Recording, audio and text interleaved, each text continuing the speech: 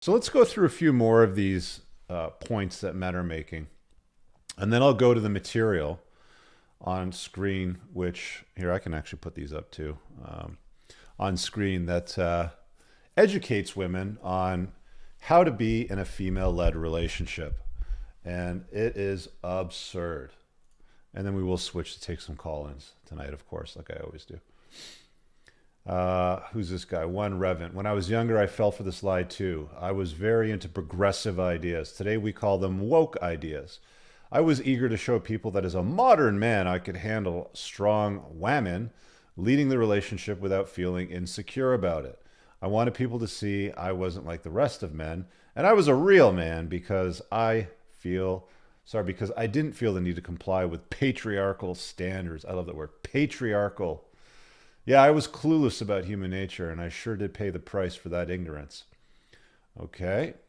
Now, I wonder if there's anybody that chimes in, to this community post that says, "Oh, it was the best thing I ever did." I haven't seen that yet, so let's keep going. Every woman I've dated claimed that men and women were equal. Yeah. You know what? Next time a chick says to you, "Hey, men and women are equal," stand beside them naked in front of a mirror and just point to the obvious differences, and then ask her if she thinks men and women are equal and the same and all that stuff. So I asked them to register for the draft like all men do at 18. Suddenly the excuses came out. That's another great point. Well said, Farmer Nate. Well said. I've not fallen to the lie. I think you can say I was one of the lost boys who resented their dad because mom told us he was not a real man and not to be like him. My dad got full custody of us. He literally is a Spartan dad, and all we do is not good enough for him. Oh, okay, this is a very thankful for my dad post. Oh, here's one about an ex from Savagist. I always love reading these names on the avatars. Savagist.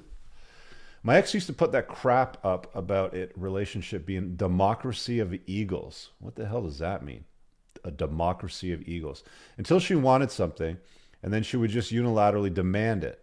When I pointed out the hypocrisy, that she would throw a temper tantrum. Temper tantrum. Where's that on my list of red flags? Let me think. Number 17, that's hissy fits. By the way, if you haven't read the book, where is the damn book? Did I give it away already? No, it's around somewhere. It's over my shoulder over here anyway. Get the Unplugged Alpha on Amazon. But that's when she's an ex. Guilty every time I've equaled or been led. So this is trying to be in an equal relationship or being in a led relationship. It's always been a roller coaster based on the emotions of a woman, and there's no peace either in the relationship or within myself. When I lead, it's a steady, peaceful train of fun town. Learning opportunities in the first group of relationships have helped shape the man I am today. Read the book, The Unplugged Alpha. Thank you, sir.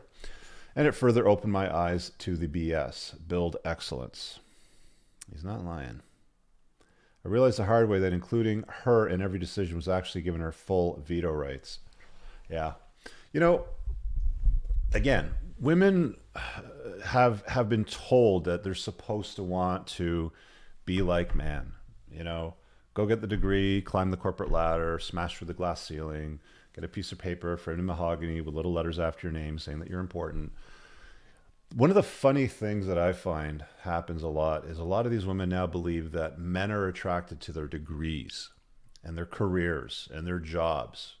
And it's so not true. The guys that they're attracted to, the high value guys, okay, maybe dorks are attracted to that, I don't know. But the high value guys, the guys making bank, putting a dent in the universe, they're captivating, they're interesting, they have a fantastic life, they got a great network of friends, Those guys want nothing to do with a disagreeable woman, right? They don't want to be led by a woman. They don't want to come home and be told what to do. With some exceptions, however, I have it on good authority that there's at least 2 Silicon Valley CEOs that have dominatrix that like to have their bottoms beat with sticks while they run around the room like a dog, and they want to be told that their ideas are shit. So there are guys that have that fetish. Now, that's a fetish, okay? Now, you have to distinguish the difference between a fetish and a relationship, i.e., you're in an LTR, you've got kids together, you're married, whatever the hell it happens to be that you choose to do. I'm telling you guys, lies. They want you plugged into comforting lies. That's why I wrote the Unplugged Alpha, to unplug you guys, wake you up. There's a reason why our ancestors held to certain roles for centuries. I'll throw this back up. Because it's how we are. A man leading the relationship does not mean the woman is a doormat. It just means the man is taking responsibility. I would add taking authority, as in being a leader, like the head of the household. I think that's important too. But yes, it means the man is taking responsibility. A leader needs people to follow him after all. You cannot, I don't know if you guys have ever tried to run a business with a partner and, it's like you're two chiefs in a tribe. Tribes only have one chief for a reason. There's only one president or a prime minister to a country. There's not a co-president. There's not a co-prime minister. None of this partner shit. That's another terrible word that gets used far too much these days. Yeah, that whole partner, like my partner. If a woman ever refers, gentlemen, if a woman ever refers to you as your partner, that's not a good sign. That's not a good sign. That's disgusting. I'll be honest with you. Here's a guy that got beta-tized C26CA. He says over here, I had the lead till after marriage and the wife was pregnant with her first child. Now, she started with the threats of leaving, then aborting the baby, which shocked me as a husband and soon to be father. Dude, could you imagine? I mean, like, you sign up for a marriage, to have kids, and she threatens to abort your child. What a royal bee! After the birth, things appeared to settle down, less fighting, and a year later had a second child. Then her controlling ramped up with increased fighting. A roller coaster indeed. She demanded my obedience. Oh my obedience. Now, this dude over here said that he led until after the marriage, and then the wife was pregnant. And then by the time she's got the second kid, she demands his obedience, my time, who I associate with, and freedom where under her control. Yes, I stayed for the children to ensure I was there for them to be part of their lives. 18 years later, the children and I left the wife in the matrimonial home, and a divorce is in action.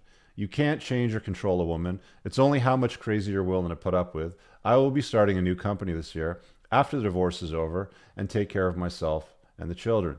The ex will be left to kick rocks. Alberta, Canada, where family law is just as difficult to men as everywhere else. Family law is the same across Canada pretty much. It doesn't change that much. It's nearly identical. So you get effed whether you live in Alberta or Ontario or PEI. It's the same thing. Yeah, hit the thumbs up like it hurt you. Thanks, Rusty. Appreciate that.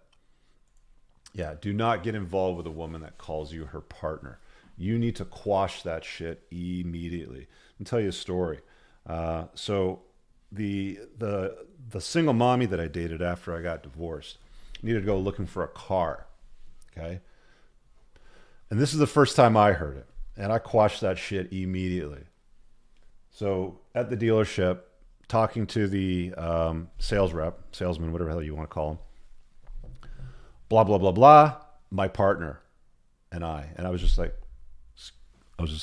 excuse me? Like that.